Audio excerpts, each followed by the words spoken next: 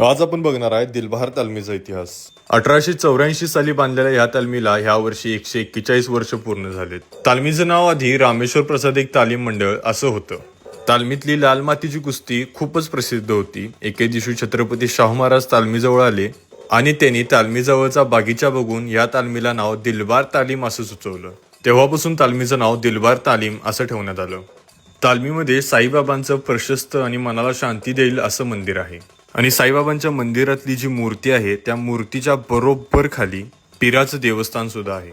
दिलबार तालीम दरवर्षी खूप जोरात गणेश उत्सव साजरा करते। 2009 पासून ते आतापर्यंत दिलबार तालीम दरवर्षी इथं कोणत्या ना कोणत्या देवाचं दर्शन घडवतंय। यावर्षी दिलबार तालमीनी नवदुर्गांचं दर्शन घडवलं होतं। गणपतीच्या दिवसात महाप्रसाद द्यायचं काम देखील दिलबार तालमीकडनं होतंय। विसर्जनानंतर दिलबार तालमीकडून वृक्षारोपण, वृक्ष अर्पण, रक्तदान शिबिर आणि असे बरेच सामाजिक कार्य दिलबार तालमीकडून केले जातात। दिलबार तालमीच्या फुटबॉलचा इतिहास पण खूप जुना आहे आणि आजपर्यंत कित्येक चषक दिलबार तालमीने स्वतःच्या नावावरती केलेत। दिलबार तालमीकडून खेळलेला प्रत्येक खेळाडू आज एका मोठ्या अवध्यावरती आहे।